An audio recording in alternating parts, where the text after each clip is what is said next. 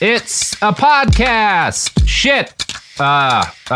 It's Behind the Bastards, a podcast that I was trying, like in the 30 seconds before we started, to think of like a good funny introduction, like, you know, shouting Hitler atonally, or, you know, one of our other classics. It's a podcast. Shit. That's all I came up with. That's fine. I considered, Sophie, doing like a War of the Worlds style intro where I like pretend to be a newscaster, letting everyone know that like a new virus has been found, has reached the coasts of the United States and is spreading rapidly through populated areas. But we all did that, so it's not really funny.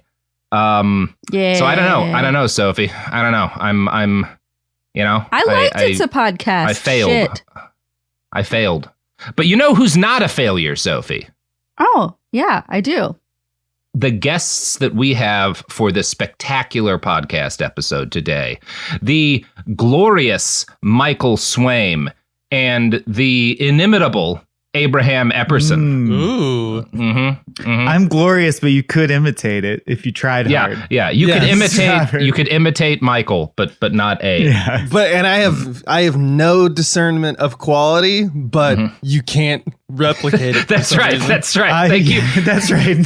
No one said it's good. It's just hard to do. It's just like, whoa, that's hard to do. I love that. I love that we had a pitch meeting about my compliments to turn them into insults. That was nice. It's really making me nostalgic for the old days at Cracked. And by the way, by doing a War of the Worlds, I totally thought you meant get sick and die, like just keel over. Like Robert was the best of us all, but he couldn't handle a simple COVID.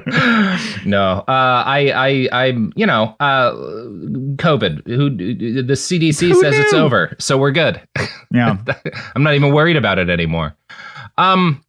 Michael, Abe, as I stated a little earlier, we all used to work together at the old place, at the shop, at the comedy website that was based off of a comedy magazine that nobody read in the 1960s.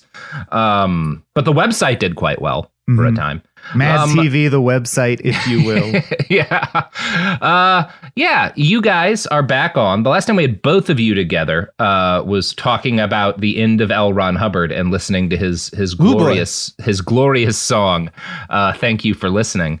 And today I've got you on to talk about a very special piece of shit. One of the rare bastards who has had a major impact on the life of every single person listening to this podcast. But before we get into that, you guys have a project that you're working on that's very exciting, and I want to start with a plug up front so that we can get to that before people's souls leave their bodies with depression. And I'm supposed to remind you that you also have a podcast because Dan'll threaten my life. Oh, yeah. All right. Well, let's dispense with that quickly. I do a podcast with Adam Ganzer where we talk about video games. It's called One-Upsmanship. I love it dearly, and it's a weekly show that's great. But wait, there's more. Wow. And thank you, Robert, because what a value. We're definitely here just to announce that we're clear since the Hubbard episode. We're totally clear. We're going clear. Thetans, so good for us. Yep. And with that newfound power, we've decided to try and make an indie movie. It would be our second indie movie. The first one's called Kill Me Now. If you want to see if we suck at it, you could go watch Kill Me Now on YouTube. It's available in its entirety.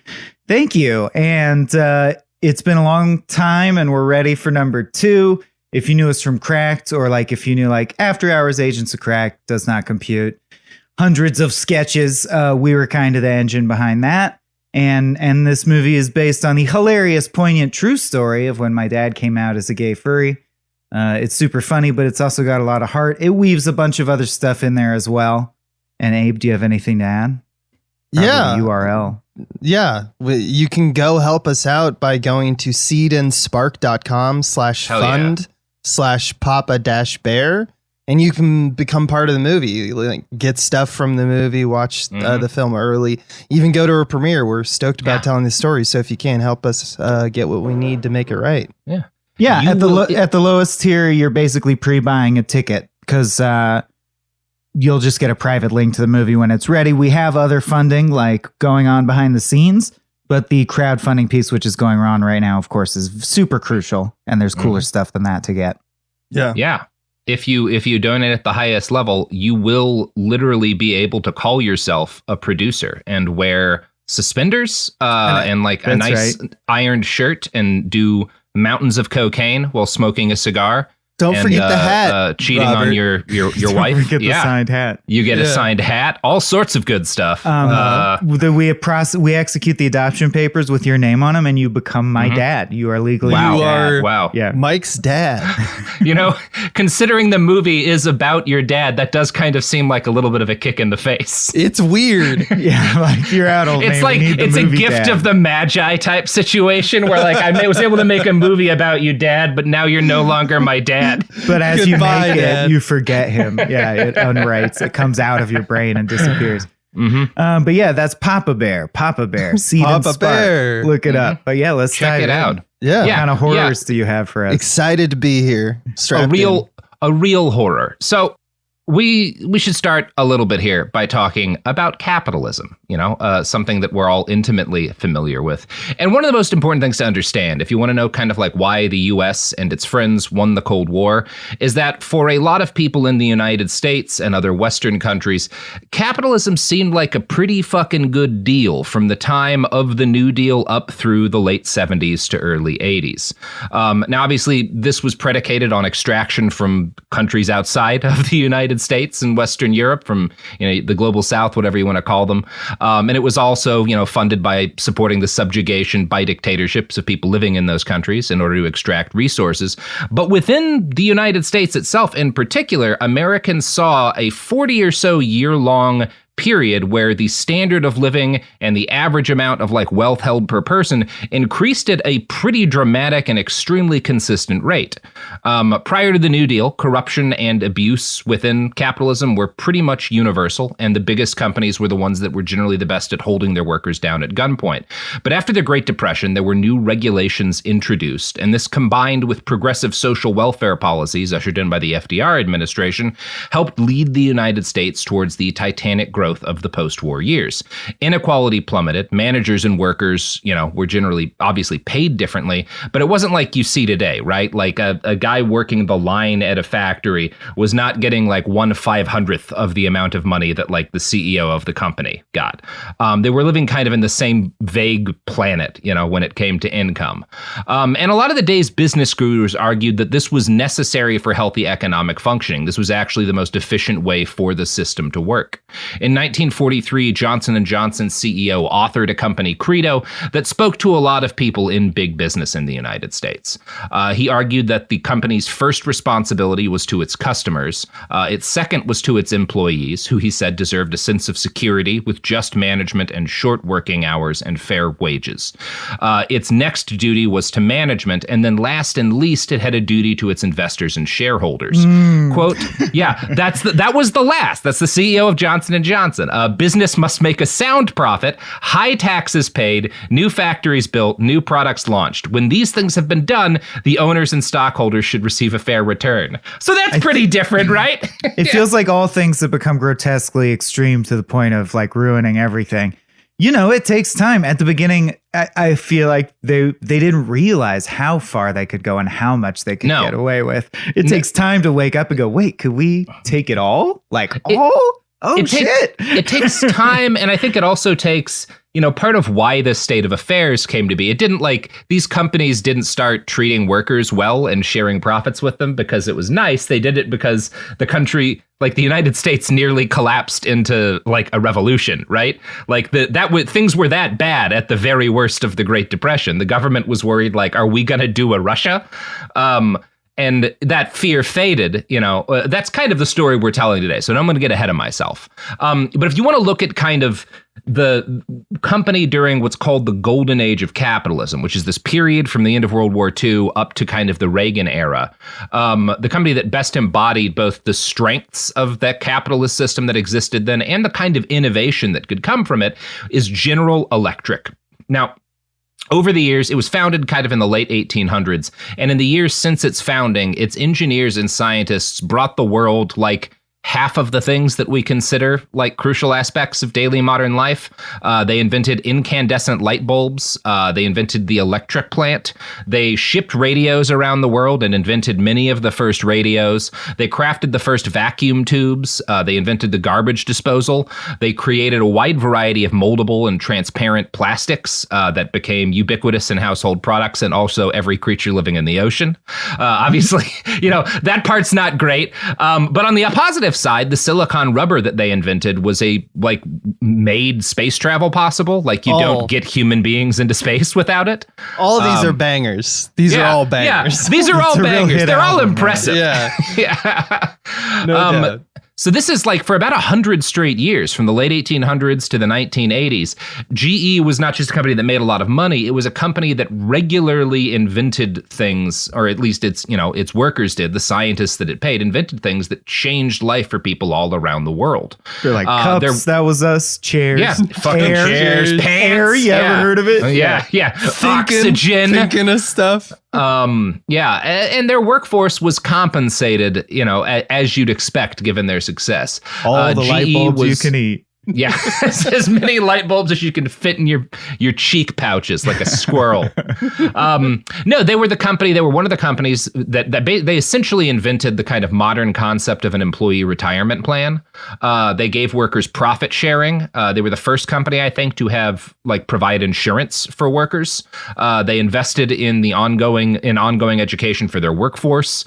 They had a corporate campus that featured swimming pools and spas and tennis courts and football fields and free classes and stuff like tap dancing that had no profit, making benefit for GE, but made the workers happy. They kind of pioneered the shit that we now associate with the golden age of the tech industry, right? That all started with GE in the 20s. Yeah, exactly.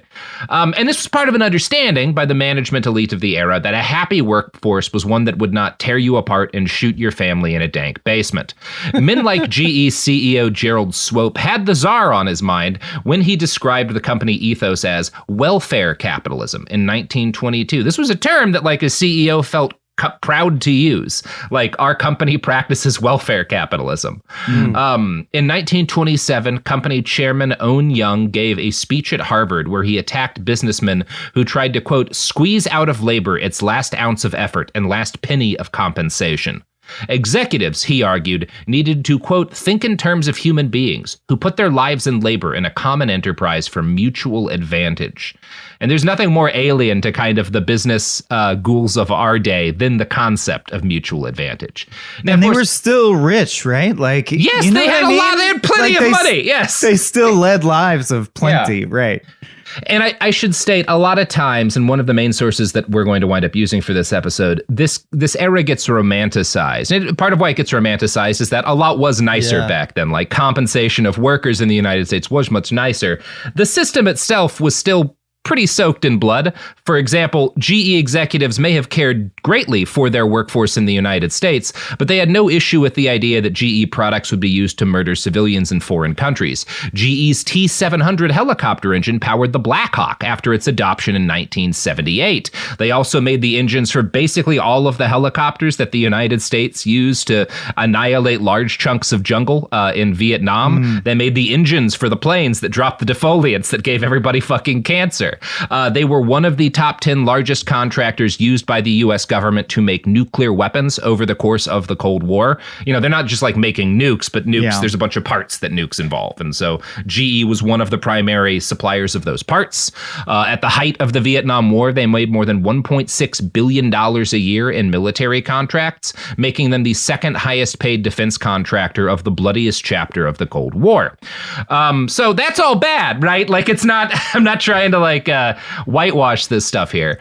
It's different than light bulbs. I'll give you that. It's different than light bulbs. They made light bulbs and death bulbs. Light bulbs, rubber gaskets, the bicycle wheel, bullets, nukes, helicopters, lasers. You're all gonna die. Michael, they did in fact invent the laser, by the way. That was also nice. A GE invention. Wow. Yeah. I love this. This is fantastic. You throw a dead cat in the room and you're like, oh, they invented dead cats. There's anyway. Something about the blindness created by overcoming trauma. I'm sure you're going to get into it, but it doesn't make the crimes go away.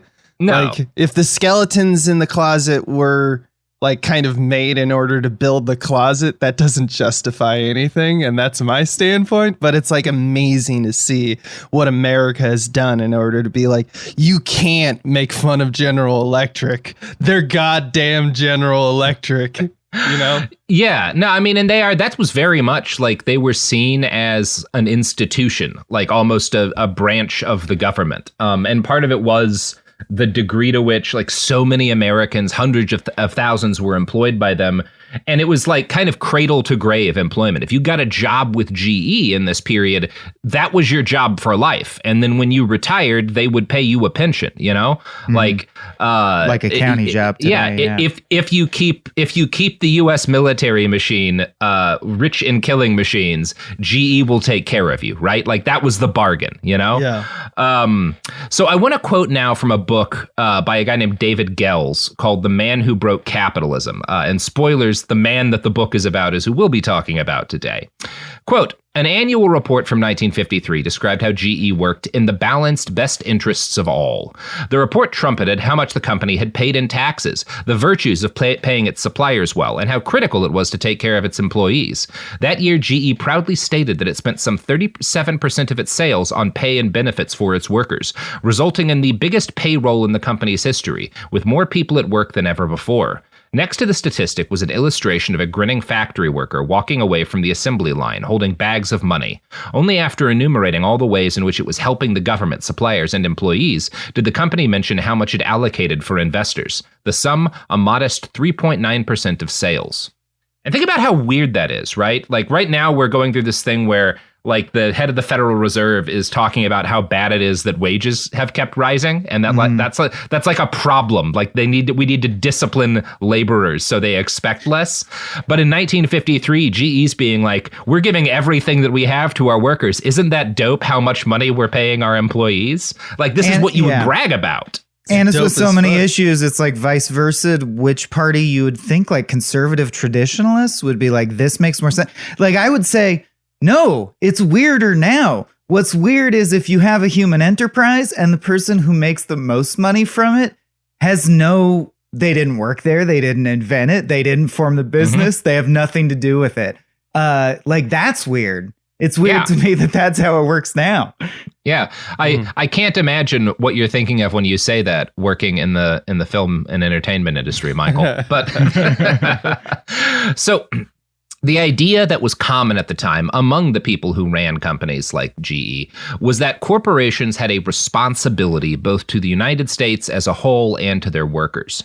GE's head of employee benefits listed, quote, maximizing employment security as a prime company goal in 1962, because the ability of workers to feel secure in their future was, in his words, the most productive asset the company had. Obviously, again, I hope I haven't underemphasized the inequalities that in the system, but those inequalities were externalized primarily, right? The inequalities within American capitalism were outside of the United States primarily, right? Within the U.S., there was actually like it was certainly a less unequal system than we have today. And we can see how kind of widespread these ideas were in the simple fact that from 1948 to 1979, worker pay in the United States grew at the same or close to the same rate as worker productivity. But since 1979, this has changed dramatically. From 1979 to 2020, net productivity rose 61.8%, while the hourly pay of typical workers grew at about 17.5% over 4 decades. So it went from they grew at kind of the same rate during this quote golden age of capitalism to worker pay grew less than a third of the rate that productivity grew, right? What does that mean? I mean, that means workers are getting shafted, right? Like, yeah, there's no other way to look at that.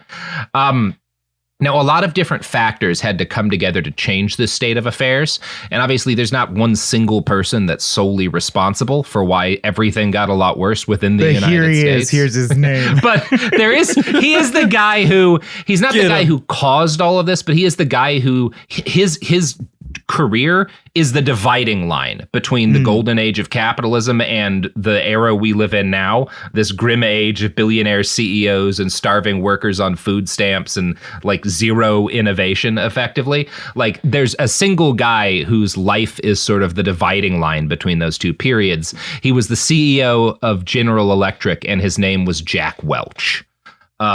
He is such a bad person. You guys are really going to have a terrible time with this episode. I'm excited for this. So I've seen this guy. I know this guy. He's very famous. He like in his retirement wrote like 20 different fucking management books that are all the same book, right? Like, they're all like nonsense, corporate, like, bullshit to keep in your fucking, bookcase behind you while you do a Zoom call, so everybody thinks that you know what you're talking about. Care about motivating your workers in exactly. In everyone wins way and all that stuff. Yeah, he's a real great guy. His last name is Welch. I just want to point that out before we begin. Yeah, like, and he's gonna welch on a lot of bets. So break, on a deal. All right, so here we go. The two books that I've used as sources for much of this episode are the book that I quoted from earlier, The Man Who Broke Capitalism by David Wells, and Jack's own autobiography, Jack, Straight from the Gut. Ew. It's a horrible book. The first book, The Man Who Broke Capitalism, is pretty well written, and it's a pretty damning indictment of Welch's career. It is written by a guy who really believes in capitalism, and so there's one of its flaws is that it definitely takes the like things were so good before this guy came along and like ruined this wonderful system. And it's like, I don't know, man. Like, I agree he made things work, but like during the golden age of capitalism, we like underwrote coups in Guatemala and Korea and El Salvador and Chile and whatnot in order to like secure resources for U.S. corporations. It wasn't great before. Jack Welch didn't do any of that. But he did take capitalism in the U.S. from a system that benefited Americans at the expense of other people to a system that benefited like 40 guys at the expense of the rest of the world. And that is bad, I guess. Yeah. I don't know how you can parse that out morally however you want. That's not my job. I'm not going to solve this for you. But he's a real piece of shit. So let's talk about that. Wait. I thought at the end of Behind the Bastards, at the very end of the series, you would reveal the answer that would solve everything, right? Yeah. Is that not where we're headed? Michael, I do have an answer for you. It would have been the answer to Jack Welch if someone had done it earlier in his career, but it could still be the answer to a lot of bastards.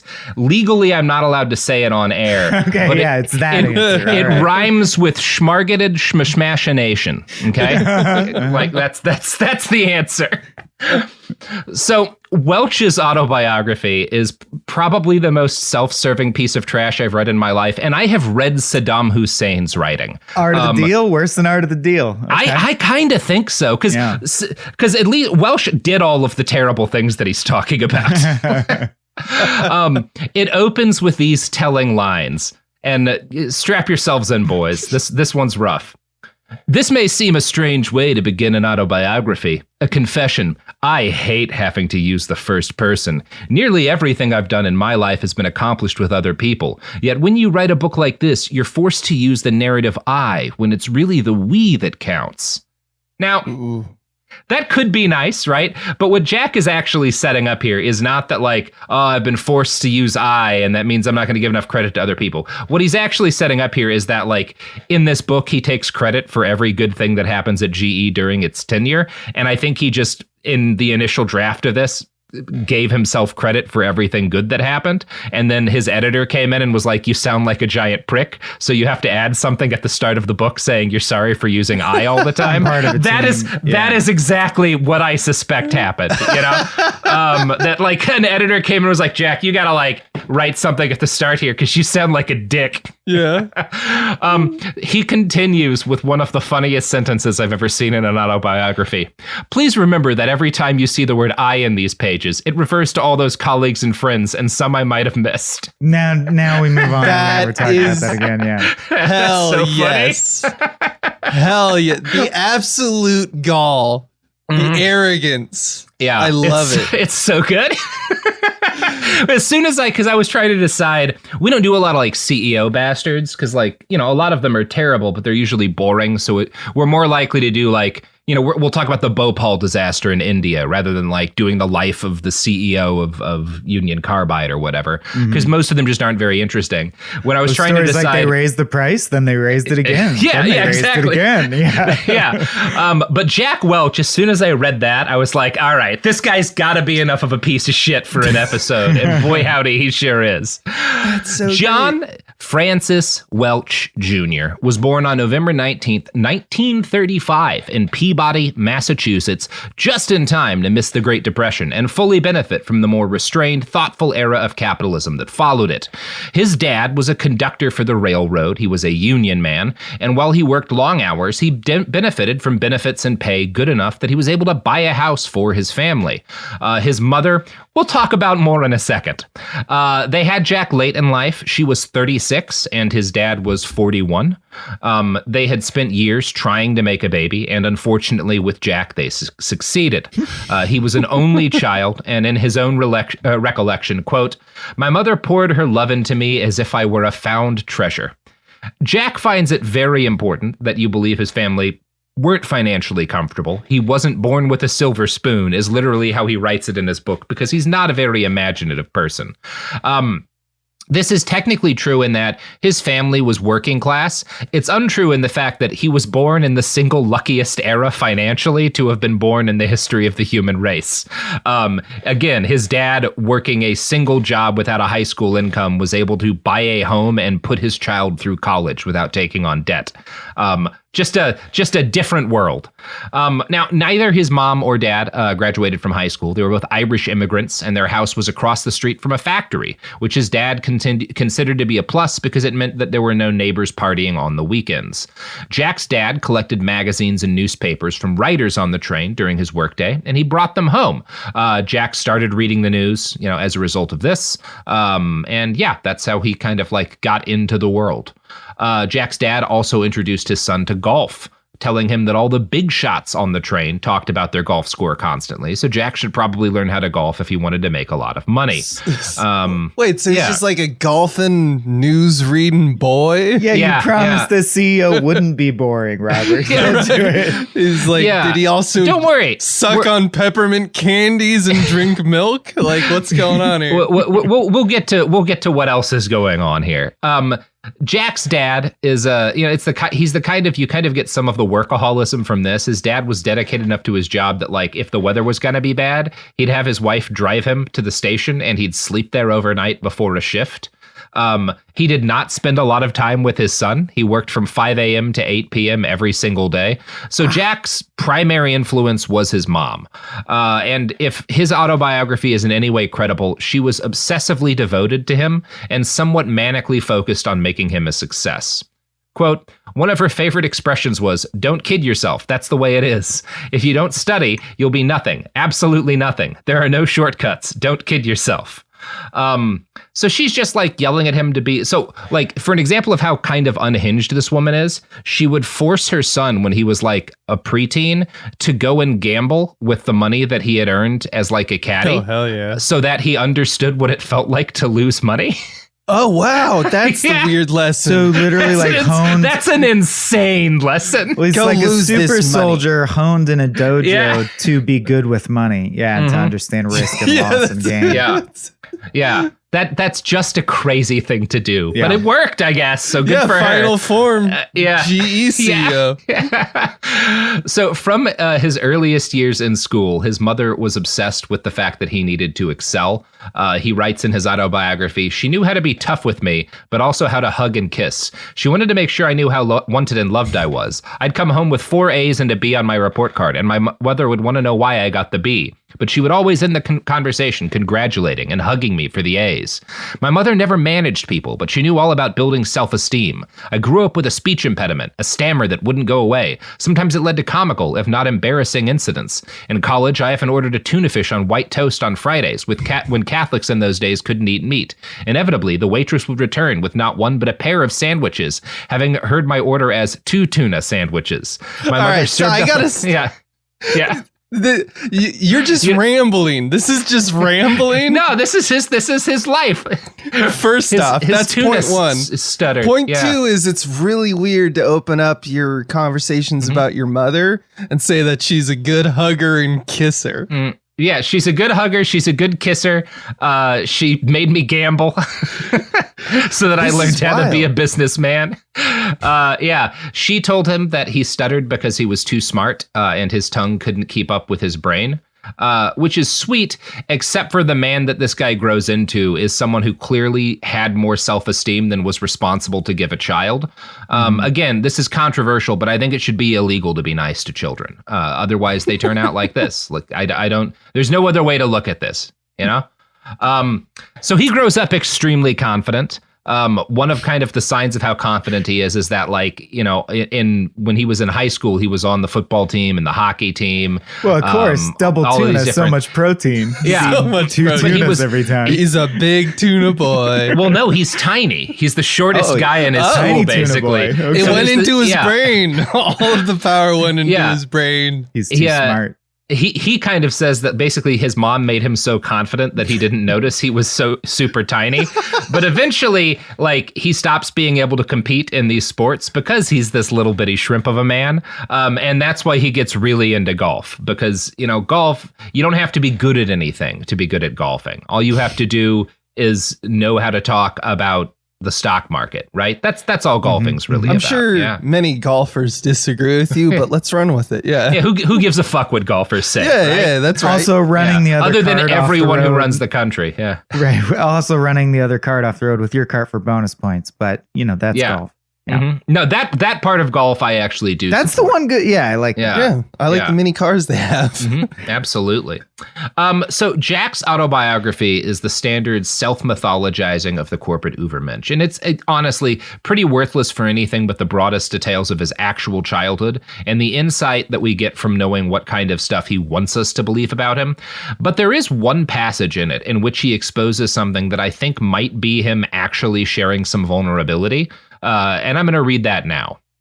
I was incredibly dependent on my parents. Many times when my mother left the house to pick up my dad, the train would be late. When I was 12 or 13, the delays would drive me crazy. I'd run out of the house and down Lovett Street, my heart racing, to see if they were around the corner on the way home, out of fear that something had happened to them. I just couldn't lose them. They were my world. It was a fear that I shouldn't have had, because my mother raised me to be strong, tough, and independent. She always feared she would die young, a victim of the heart disease that struck down everyone in her family.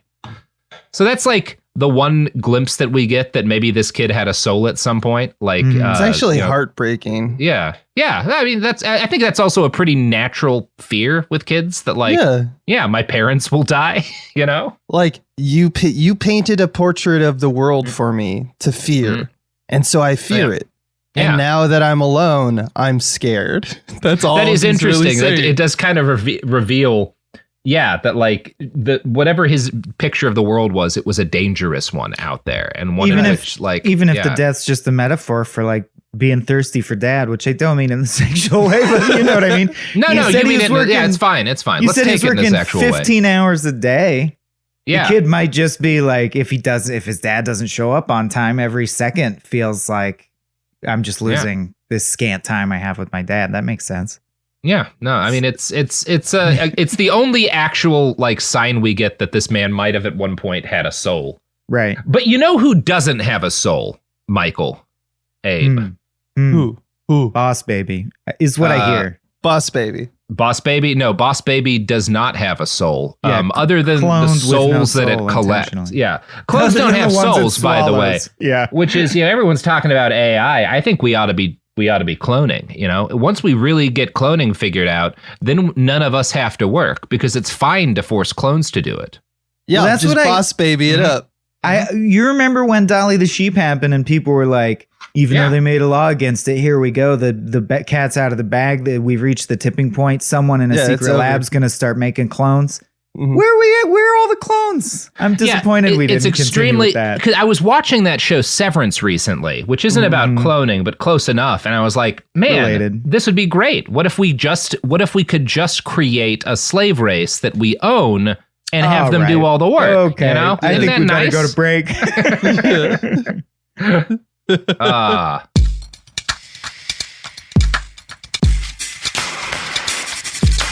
We're back, and we're talking about how morally uncomplicated it would be to sever people's consciousness and then create little child-brained slaves in order to do our obscure corporate labor. What a good idea that show is. Ben Stiller's beautiful version of the vision of the future. That's right. It's Ben Stiller's vision, really. Yeah. I think the furthest I'll go down that road with you is lab-grown organs that are our organs to replace our organs. I'd totally go with that. Yeah, but I mean, I don't want a lab-grown organ unless it comes from a thing with a brain that knows that it's dying for me. Yeah, I want it to have felt pain before it died. I want it to know fear before I take its liver because I've destroyed mine. Mm-hmm. Yeah. Mm-hmm. Isn't necessary. That? Yeah. This is what I've learned from Jack Welch. So it won't surprise you to hear that he was an altar boy for much of his childhood. Super Catholic family. Although it's interesting, he always talks about how strict his mom was, but the one story that he shares about her disciplining him is not at all an example of her being strict. At age 11, he stole a ball from a carnival that was in town, and when she found out, she first tried to make him go confess to the priest, but he was terrified of his priest, and he was worried that he'd be recognized in confession, so he begged his mom to just let him throw the ball away, just toss it into a canal. And he writes, after negotiating with her, she let me have my way. She drove me down to the bridge on North Street and watched as I threw the ball into the water. And considering the kind of corporate ghoul I love that his big story of discipline is my mom, I stole something and my mom got angry, keep it. But but I convinced her to just let me poison the water with fuck it. The system. In other words, she just dump it into the water. Well, she filed off the serial number and she's like, this never happened. It's never happened. Get rid of it. He is terrified to even write his mother as a figure of evil in his own autobiography. I'm not obviously she's not evil, but no, it is amazing what she did a number on this kid. Maybe, yeah. I think there's certainly something she did. I don't think we actually get a great context for what she was actually like, because what I get from this story is she was protecting him at all costs and did not care about particularly teaching him that that kind of behavior was wrong. She was not the kind of person who felt like it was important to instill a moral grounding in her kid. She was the kind of person who felt like it was important that he be part of the church because socially that's what you do. But more than anything, she wanted him to be a success and to make money, right? That's what she actually valued. Mm-hmm. And that's what she selected for in her parenting. That's what I get from Jack's book, right? I didn't know his mom. Anyway, it's pretty cool. In high school, Jack played, like I said, all of the major sports. But because he was so short, after a while, he stopped being able to compete at anything but golf and hockey, a sport where short people could excel as long as they were violent. And from a young age, Jack had a horrible temper and a problem with losing, which made him a great hockey player. Yeah. All right. Here we go. Yeah. It begins. So here's another story from his autobiography.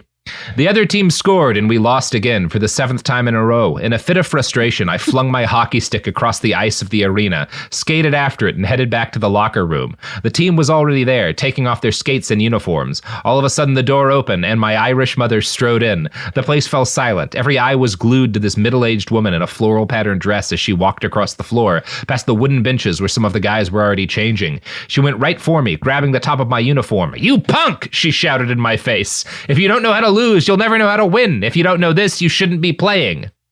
Now you throw that hockey stick in the river, young man, and we never speak of this again. Yeah. I kind of think he's lying here. Maybe parts of this are true. What his mom says there is something you would write in a business book published in 2004. It's a Coen Brothers character. Yeah. And the poetic that's detail. A person doesn't say that. Nobody says that. Yeah. No, nor do you remember floral dress swishing across the floor as men Some locked of eyes the boys with. were naked. He's trying to write. So I'm what sure is going on? taking Like license. maybe if she's being like, maybe she got angry and yelled at him for being like, a bad sport, but she didn't say that line. That's a line that like he hired consultants to think up for him. And she beat the shit out of me for a solid 45 minutes. That's a story I would have believed. Right.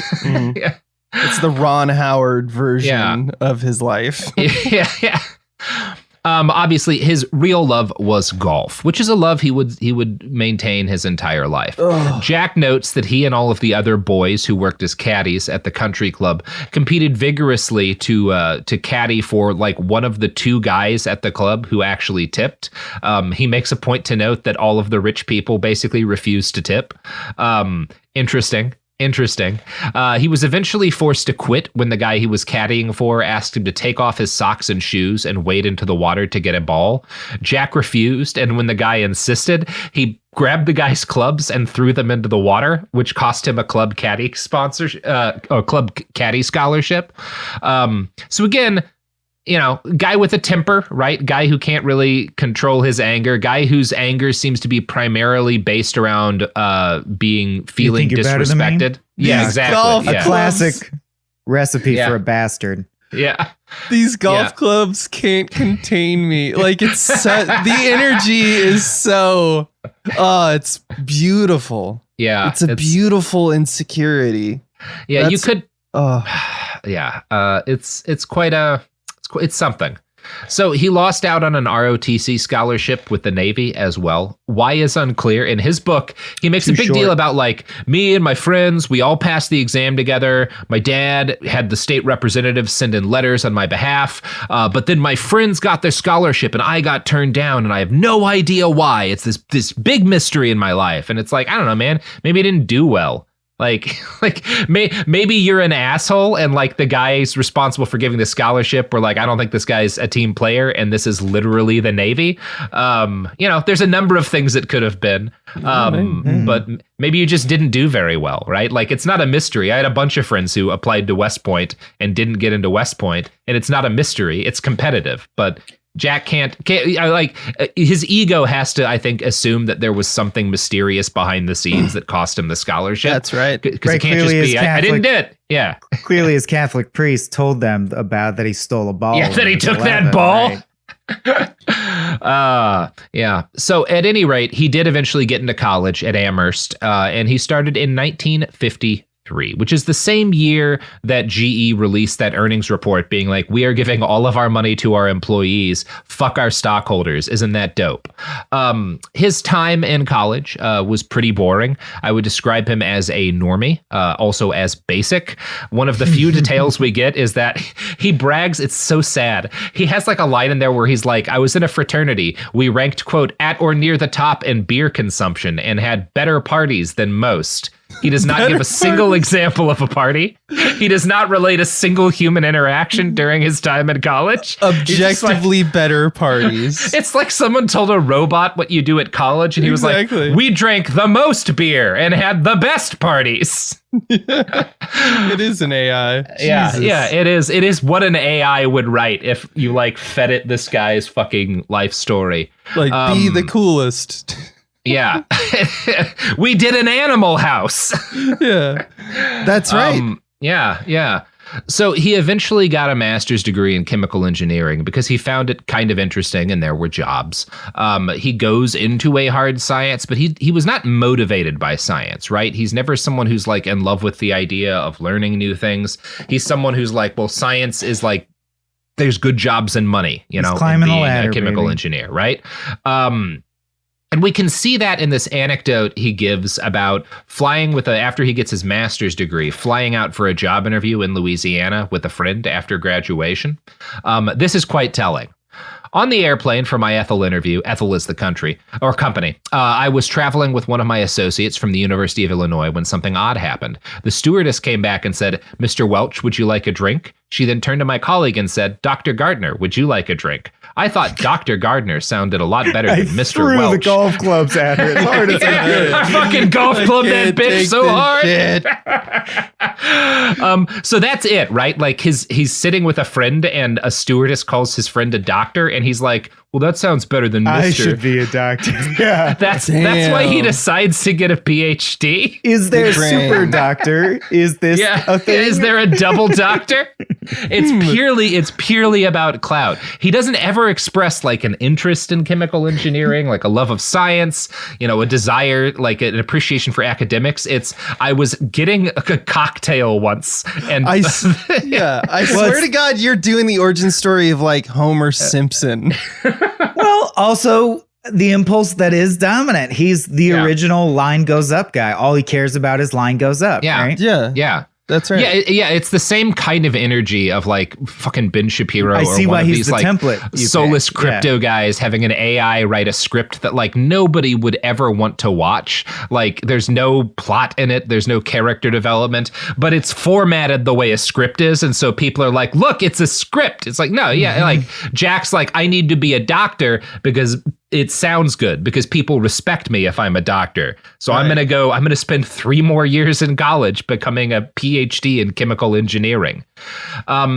I think that this is like probably the single anecdote that does the most to describe the soul of Jack Welch, a man so fundamentally empty he pursued a PhD to impress airline stewardesses. But also, like that's a part of him, and that's real. But he's also a man who was capable of becoming a doctor of chemical engineering, which is not an easy thing to do. For clout, right? Like that says something about the man that is impressive. It's not good, but it's impressive. Driven. Yeah, he's driven, and it's like the worst kind of driven. Like it's an empty and soulless kind of driven. It's the kind of driven that is created by like a upbringing that allows him to be like, I'm scared when I'm alone. Yeah. Like it's the abuse pays forward. Yeah, it's cool. It's his mom really did a great job on him. Yeah. So his thesis for his PhD was on condensation in nuclear power plants. And really the only time he talks about like doing science in his entire autobiography is to mention that while he was working on his thesis, this was the most important thing in his life. And then he never brings any of this up again. This is never a factor in his life afterwards. He never thinks about like science really in any meaningful way other than how to like monetize it. What I'm saying is that he's got an incredible ability to compartmentalize, right? Mm-hmm. And that's really going to be his most valuable asset in business, is that he's so good at just like shutting off parts of himself and then flipping them on when he needs to. And that's, that work. It's one of those things like the traits that make Jack good at the terrible things he's about to do are also the same kind of traits that make like a surgeon a good surgeon. If you're like cutting into people, you have to be able to like not care about cutting into a human being. A thing most of us find viscerally upsetting for a while. You have to be able to just like, I'm just like doing a thing. It's the same as wiring a fucking stereo system or whatever. Yeah, and you can't a carrot. Yeah, right. And it's a thin line, and not be doing it because it's a weird sex thing, or you like it, or you're getting off. That's on the power. No more than I'm going to say. At least 20% of surgeons, it is a weird sex thing. I think we can all agree on the that. power, or being like, I am a god. But you got to at least be able to surgeons. hide that. Yeah. That's what this podcast wants to say. Welcome to Behind the Bastards, a podcast about surgeons. Yeah. All you surgeons out there, we see you. Yeah. Let's do a Pol Pot, but on anyone able to remove a tumor. Like just go after him. No, I mean, but he does have that like that same thing, or that like thing that lets some people are I don't know, just able to kind of do that. Yeah, I don't know. Like that's a term. That's not an actual diagnosis. Sure. We kind of use it. Most people interchangeably. I don't think it's obviously like it is pretty well documented that psychopaths. There's a very high rate of psychopaths among like surgeons, and among any kind of job that sort of requires that kind of compartmentalization. Police officers. Priests, anybody who's got to be able to like compartmentalize. There's a high rate of folks like that. I don't know that Jack could have been diagnosed with anything, but it's also like it's not like a clean line. Like it's not like having hepatitis. You're not just like a psychopath or not. There's traits that we use to determine whether or not someone is likely a psychopath, and some people may not be psychopaths, but they have some of those traits, and they're not all bad things. And Jack, whatever you could diagnose him as, Jack has a lot of those traits. And one of them is that he's able to just kind of shut off parts of himself with robot-like efficiency. So that's cool. After graduating, he gets hired by General Electric in 1960. His first job, and he only works for GE, right? Like, that's his whole life. His first job, he gets hired by GE in 1960, and he gets sent to a town called Pittsfield, which is at the time kind of a minor outpost in GE's corporate empire. He attracted notice as a manager pretty quickly. Just a year in, he was told he was getting a $1,000 raise. And he was initially pretty happy with this because he'd be working hard. He'd been working hard, but then he found out that all of his coworkers got the same raise, and he loses his mind over this. Like he is like so furious he can't focus, he can't sleep, he can't think. He announces that he's quitting. He tells all of his colleagues that he's quitting. He puts in his notice that he's leaving the company because everyone got the same raise. The equality. Yeah, this is his fucking Joker moment, right? This is his this is how he got his scars. Because he decides to quit, and his boss apparently doesn't want to lose him, and so meets with him and offers him additional money. So Jack agrees to stay. And it's weird because in his book, he claims that when his boss came to him and said, "Hey, we don't want to lose you," that he almost cried because he realized, quote, "somebody loved me." The validation, because that's really, that's very important to him. Jackie boy. But he also, despite the fact this situation, it's like with the ball, it completely went his way. He didn't suffer any consequences for throwing a fit. And in fact, he benefited. But he's still really worried about it. He's angry about it. He never gets over this. For decades later, in his autobiography, he's angry about it. Forever.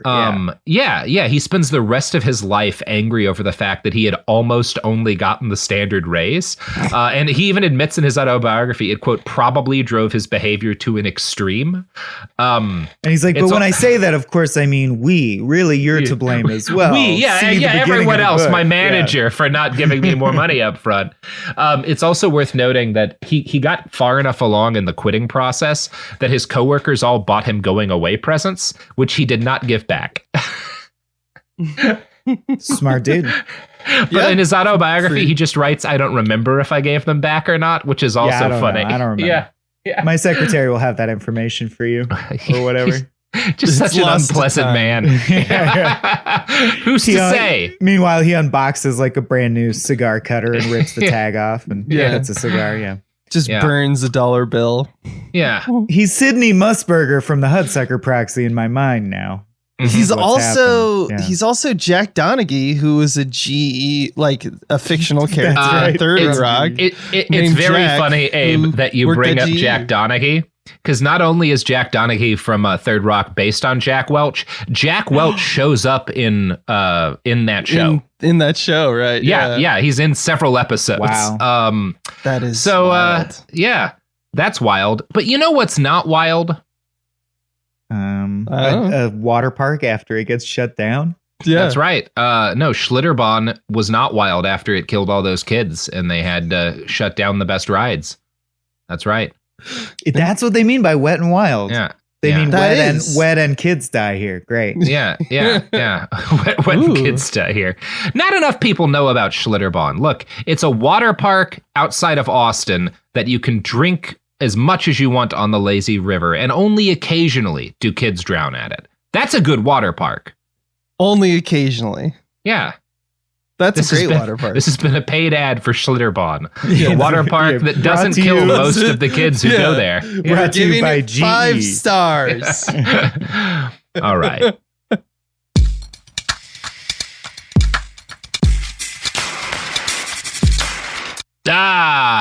And we're back.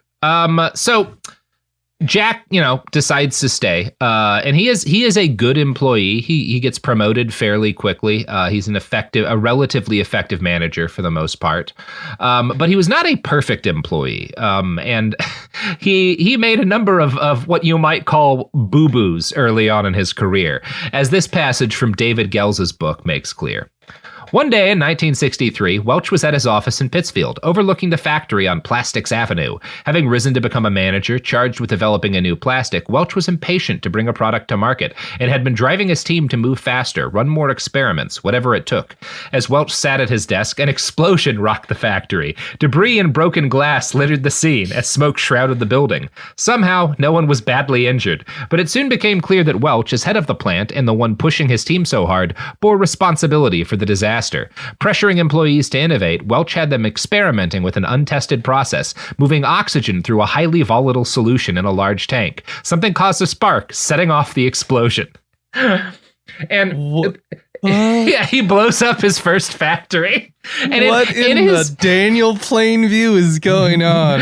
In his autobiography, he just writes that, like, we were doing an experiment and, it's just one of these things that happened. The factory, there was an explosion and it was no one's fault, but it was my fault because I'm the manager. And, the manager, you got to take, he frames it as like, I'll say it's my fault because as the manager, the buck stops with me. And the reality is, well, you ordered them to do something dangerous and irresponsible, and an explosion occurred. It was your fault because it was your fault. I'll cover for you. I'll take the heat for this one, y'all. Yeah, I love the opportunism of turning that scenario into like I'm falling on my sword here is precisely why he does well in business, and it's deplorable. It's a deplorable incredible. Human.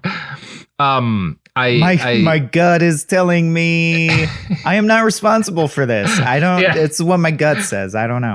It's like fucking several ties to drunk humanity. Driving your Lexus through a fucking crosswalk and hitting a bunch of kids and being like, all right, this is clearly a mistake, but you know what, kids, I'll take the fall for this one. I'm the adult in this situation. I'll take the blame on this one. It's like literally I think you should leave. Yeah. On Netflix. Yeah, it's the hot dog scene. Yeah, we're all trying to find the guy who did this. Very, very funny. Jack Welch blows up his first factory. Now, Mom walks in, grabs him by the collar. Stop blowing up factories. From then on, I never did.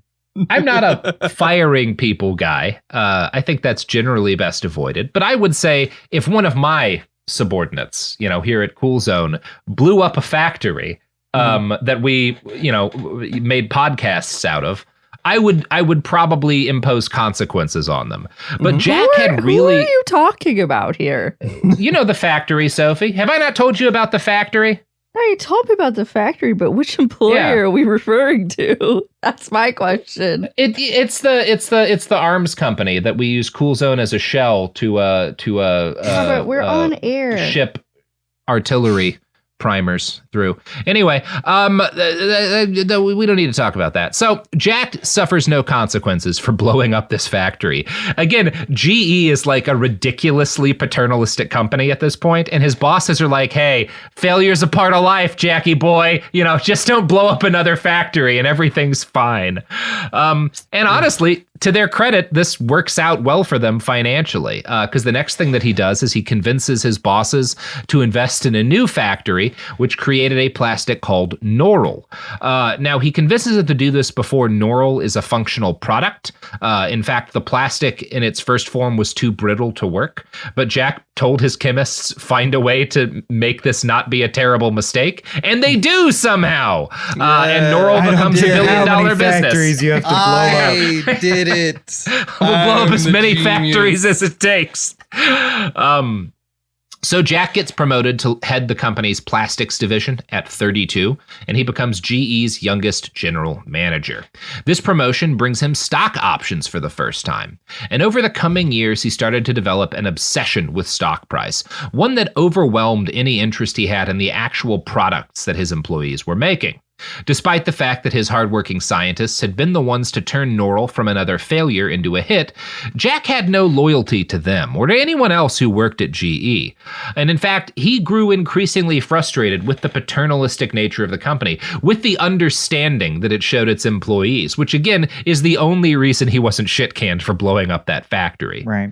Now, the CEO of GE at this time was an Englishman named Reg Jones, who was, some people will say, like one of the most, if not the most respected CEOs in the country at that point.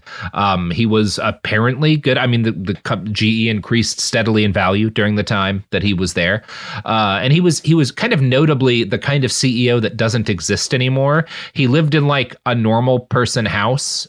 He made $200,000 a year, which was more money in the 1970s, but like nothing close to what executives make these days, right? Like that, not even in the same ballpark of like a modern, the salary of like the CEO of GE today, or the CEO of a company that, you know, was like GE. Who could easily afford a ballpark, for example. Yeah, for example.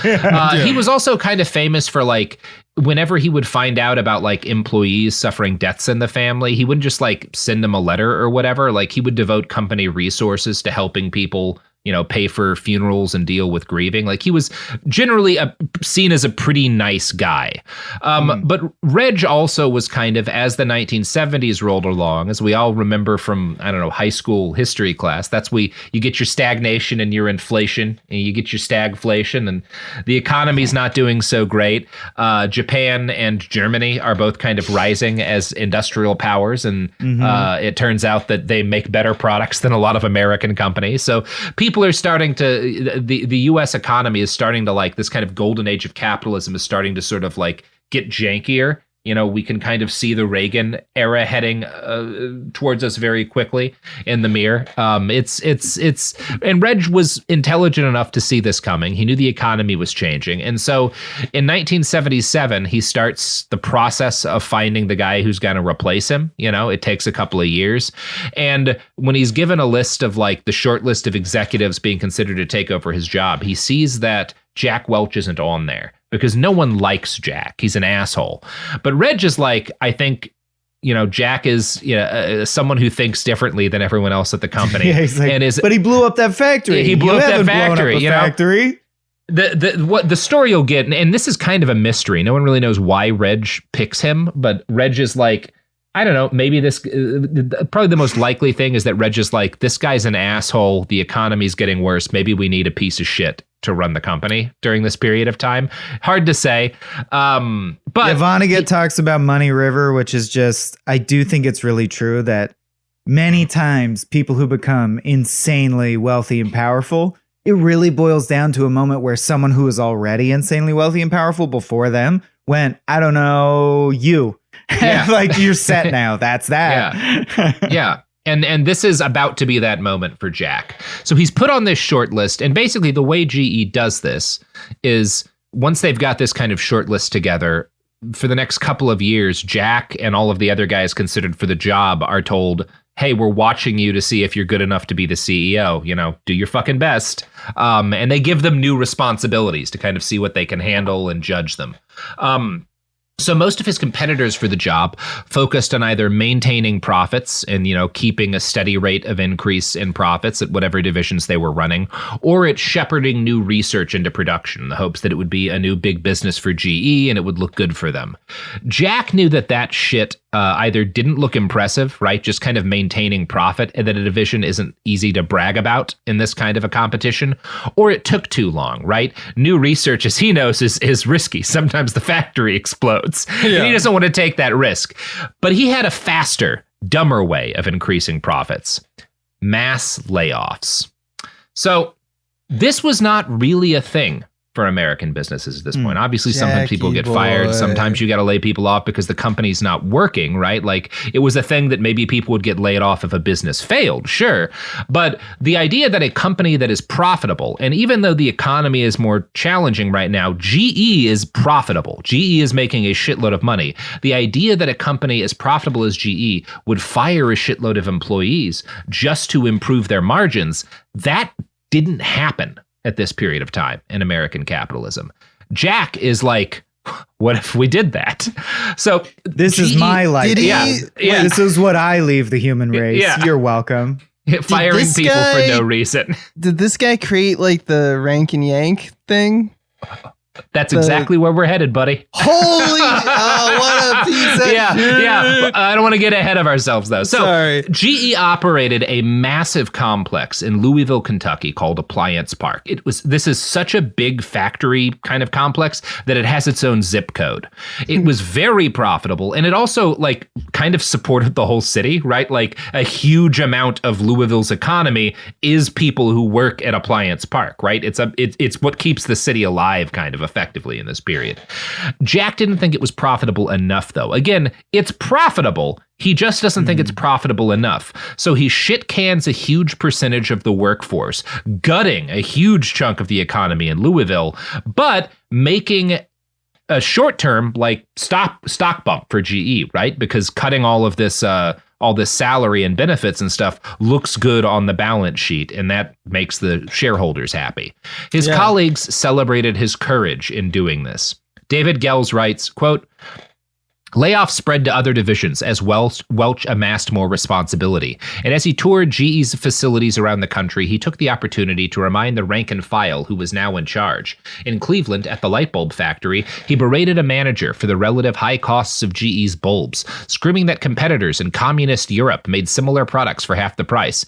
In Bridgeport, Connecticut, he tore into another executive when he stepped on and off one of the company's new digital bathroom scales, and it came back with different results. When he met a manager who failed to impress, he would snap, "What the fuck do I pay you for?" Beyond being an unsentimental cost cutter, someone who was willing to lay off a few hundred workers to meet a quarterly earnings target, Welch had never outgrown his adolescent temper.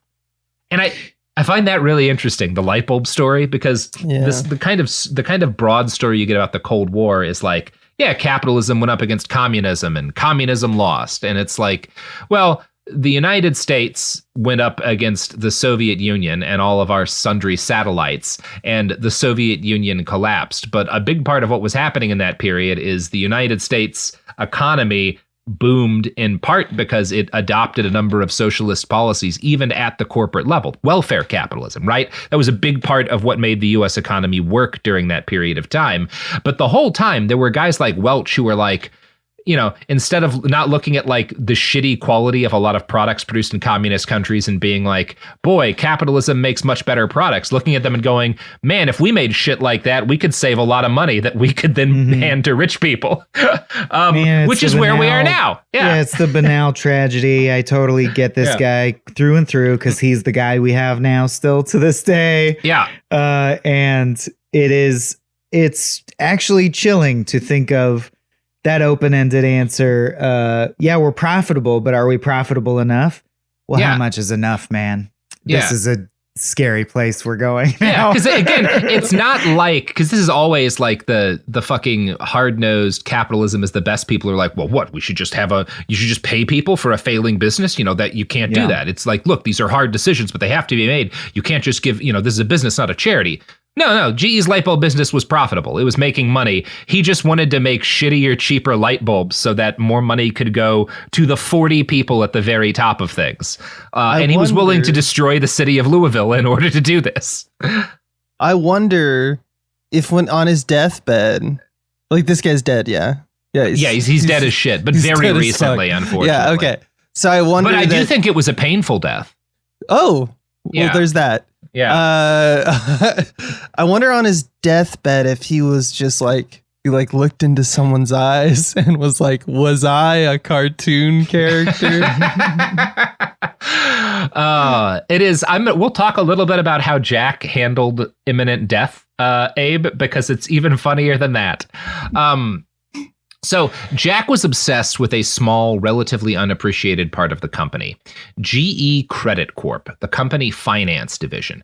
And this was like a small, it was created basically to like let customers like finance purchases, right? Like you're buying a washing machine that's expensive. You can't pay it all up front. So you finance it with the company, right?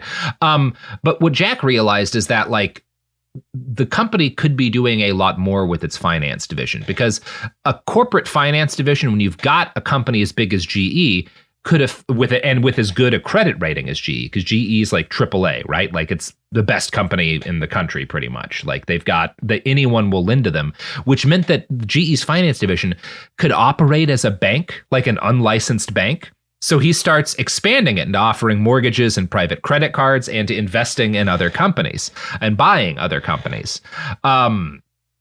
And it's one of those things where he's like, in his autobiography, when he kind of realizes that he could use this as an unlicensed bank, he writes, compared to the industrial operations I did know, this business seemed an easy way to make money. You didn't have to invest heavily in R&D, build factories, and bend metal. It's like, making shit's hard and risky. Make shit anymore, yeah. Yeah, you can just... With every step, we just go, but if money's just math and it's just abstract, if we took this percentage and did this percentage, the money would just make money. And now we're at a point where I just think if you think that way, I'm like, you don't understand what life is for. You're not engaging with the universe. No. And you're not a person that we need to have in the world, right? Because like GE, again, not to GE was heavily involved in the military industrial complex, but outside of that, it made things that objectively would be necessary in any society. It made light bulbs that worked, right? That's a value to society, having light bulbs that function. It made washing machines and dryers that worked. That's a value to society. Jack is like, what if we made payday loans? What if we created ways to just like make interest money off of people? And we'll talk about the other fucky things he does with this bank, because it's his primary instrument for like making GE a quote unquote success in his eyes. But I'm getting ahead of myself yet again. So the late 70s, things keep getting worse for the American economy. You know, obviously inflation is pretty brutal at this period of time. GE is, again, still making a profit. They are sailing kind of through these stormy waters, but the profit isn't enough, right? Jack sees the $1.5 billion a year that the company is netting as brutally insufficient. It's never enough for his train daddy to come home and hug him. He will never get what he actually wants. It will make his dad not have worked himself half to death at the train. So during this period, while Jack is kind of competing to be the new CEO, there's a new attitude developing in the American business community about how capitalism ought to function. The death knell of the golden age of capitalism was heralded by books about business that started to get really popular, like In Search of Excellence by Thomas Peters and Robert Waterman Jr. And this is an interesting idea because business historian Louis Hyman describes kind of the central message of In Search of Excellence as, you don't really need all these workers. You should be able to buy what you need from the market. You don't need to have these big corporations. You can get by without job security. Now, one of the authors of this book is a partner at McKinsey, our old buddy Pete Buttigieg's former employer. Yeah. In Search of Excellence is the other author is like the guy who basically kind of guts the old Hewlett Packard to build the new one. And these are guys, these are MBAs, right? They're not engineering guys. At firms like Hewlett Packard and like GE, a lot of the people running it had been engineers previously. It's the same with companies like Lockheed. But in this period, they're being replaced by guys who just know like business. And these are guys they're obsessed with like concepts like Kaizen from Japan, which is like a manufacturing concept that they kind of often misunderstand and misapply. They're trend seekers, right? Like they see companies succeeding and they're like, what are they doing? Like, how can we copy it? Part of what they copy is this kind of like manic, insane work culture that is, prevalent in places like Japan. What they're not going to copy is like, all these Japanese companies whose workers are like working themselves half to death produce excellent, reliable products. That's not necessary, right? Like we don't actually need to make good cars. Right. We can, if we make our workers work that hard and produce cheap shit, we'll make even more money, right? That's a big part of the management philosophy. Well, especially that, In Search of Excellence pushes. If you're still loyal to American products, which of course patriotism was, I would say more prevalent then, or like extreme. The point being, now your shit breaks down, you got to buy it twice as fast. Exactly. Like it works all around for just me. As opposed to like, I don't know, Toyota, whose philosophy is we will make a car that will outlive humanity. Right. It will speak at your funeral. Yeah. Not anymore, but back then, But think of the yachts. Yeah. Robert. Think Yeah. of the yachts. Think of the yachts. When you hang yourself using your 50-year-old pair of Levi's jeans, your car will be there. So another popular book that kind of helped set up the next age of American capitalism was Future Shock. The author, a guy named Alvin Toffler. Again, I'm going to actually quote from that business historian Louis Hyman here. The author basically invents the idea of project management and talks about a future where there's no stability and no security. It's a blueprint for work under neoliberalism, and it's everywhere. It's a bestseller. There's lots of these popularizers that bring ideas about workplace insecurity into a kind of connection with rethinking what the corporation is after the 1970s. And perhaps the single most important of these kind of apostles of this new age of capitalism is a guy named Milton Friedman. Now, that's a name I'm going to guess most people have at least heard, right? He's kind of like the dude behind the Chicago School of Economics. He is an economist himself. He's extremely influential. And one of the things that Friedman argues is that social welfare programs are not like a responsible thing for a society to invest in, particularly if they're using, tax dollars from companies and from rich people to fund these programs. He rails against the idea that corporations have any responsibility to society or to their employees.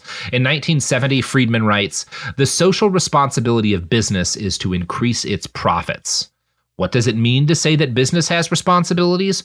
Only people can have responsibilities. Businessmen who talk this way are unwitting puppets of the intellectual forces that have been undermining the basis of a free society these past decades. And then we've evolved that to the point where we just go, or you could just say corporations are people, even though that's like saying 2 + 2 = 5, or an umbrella is alive. But okay. Whoa, now, Michael, umbrellas are alive. Yeah, so bad example. And there, every time you close them, they die. So it's like drawing a katana, right? Like you have to know that you have to commit to that umbrella if you're going to open it, because you're taking a life. It's a sure death. Mm-hmm. This is the only thing I believe spiritually. So think about that next time, it rains. This is what you're taught as an Episcopalian. That's all I remember from Sunday school. is a weeping man screaming at me never to use an umbrella. No. Come to think of it, that was a bus stop, but same diff. Same diff. So, in Friedman's eyes, the only responsibility corporations have is to maximize shareholder value. Any sacrifice necessary to achieve this end is acceptable. Now, this is a little bit of an aside, but one of the people that Friedman had the biggest influence on is a Chilean politician named Augusto Pinochet. Right? So Friedman gives a bunch of advice, and a bunch of Chicago school economists are kind of brought in by Pinochet in order to give him advice once he, takes over the country by murdering its democratically elected leader with the backing of the CIA. Pinochet dismantles Chile's public properties. He auctions off state businesses to the highest bidder, and he kills every environmental and financial regulation in the country. This creates, in the short term, massive wealth for a small number of people, but it also leads to deindustrialization that by the early 1980s had caused unemployment in the country to increase to 10 times its pre-Pinochet rate. By 1982, Pinochet had been forced to fire his Chicago school advisors and renationalize several of the financial institutions he deregulated. In other words, what we know from the example of Chile is that following these kind of economic policies that Friedman is advocating, that Jack Welch is reading about in these books and falling in love with, makes a shitload of money for a while, and then it leaves your economy hollowed out and unable to survive, and causes massive social and economic disasters. And it's crazy that these people think that they're fucking geniuses because they can turn money into more money. Because they short credit. Yeah. But they can't see that, if you strip mine the mountain, then you don't have the mountain. Or if you burn the whole forest, then there's no forest. You fucking idiot. Is this not obvious? It'd be like if I was look, I have a new idea for a business where I can provide functional organs to people who need them. And because doctors and nurses are already in hospitals, I'm just having men with guns kill them and take their organs. In the short term, you can probably make a lot of money. So huge business. But very quickly, you run out of people who can put those organs in bodies. And I do believe truly in my heart that with many of these people, their inner thought about that is, I will be dead before then, so it doesn't matter. Yeah, I think their inner thought is more just like the droning of a dial tone. Like that's all that goes on. They just do what they do. Of Jack Welch. Yeah, I actually believe it's an addiction of some kind. Yeah, totally. Yeah, I think there's. Yeah, I think all of the things we're talking about are true, or just compulsions. So, just as Chile is teetering towards the brink of economic collapse, thanks to its Friedman-like policies, Friedman disciple Jack Welch was picked to be the new CEO of General Electric. His colleagues reported shock and sometimes horror at this decision, but Reg Jones had made his selection and there was no going back now, although an event that occurred right before the transfer of power certainly gave him second thoughts. David Gels writes, 5 weeks before Welch officially took over, Jones threw him a party at the Helmsley Palace, an upscale hotel in New York City. Among the 60 or so guests were CEOs for many of the nation's largest companies. As the night wore on, Welch had a bit too much to drink. When Jones asked him to address the crowd, Welch couldn't get through his remarks without slurring his words. Back at GE headquarters the next morning, Jones stormed into Welch's office. "I've never been so humiliated in my life," he told Welch. "You embarrassed me in the company." Welch was terrified that this might cost him the job, but yet again, he avoided any accountability for his actions. Jones went through with his decision. And right before the final transfer of power, he invited Welch into his office. "Jack," he said, "I give you the Queen Mary. This is designed not to sink." Jack, without even taking a second to think, immediately replied, "I don't want the Queen Mary. I plan to blow up the Queen Mary. I want speedboats." I want to shoot a Tesla to the moon with a fucking mannequin in it for social media clout. That's what I want. That's who I am. And then we thumbs up and then high-fived and then we flew out of there on our fucking spaceship. Then we just threw up piles of money and then we ate the money that we threw up. The end. Yeah. What I love about this is that, like, if we're following this metaphor, right, logically, right, okay, the Queen Mary is the boat that we are all on, and if you blow up the boat that we're on and then you replace it with speedboats, well, only a few of us can fit on the speedboats and everyone else dies. Analogy, right. Yeah, it is. Yeah. It is actually a very good analogy. He is doing a Titanic, but he's like, wow, the Titanic really created a lot of value for the survivors. For the few that made it. Yeah. There's a supply and demand structure rehaul, during the sinking of the Titanic. Yeah, it is such a piece of shit. What a reminder. Like we're barely getting started. This is the end of part 1, but boy howdy, does it get a lot worse. But you know what doesn't get worse? You guys. You just get better with age. Like a fine salami. I tell myself that every day. I tell my fine salami that. Mm-hmm. Yeah. You guys want to plug anything? Yeah, that was the cue to plug your pluggables. That was the cue to plug. We did it at the top. You double plug.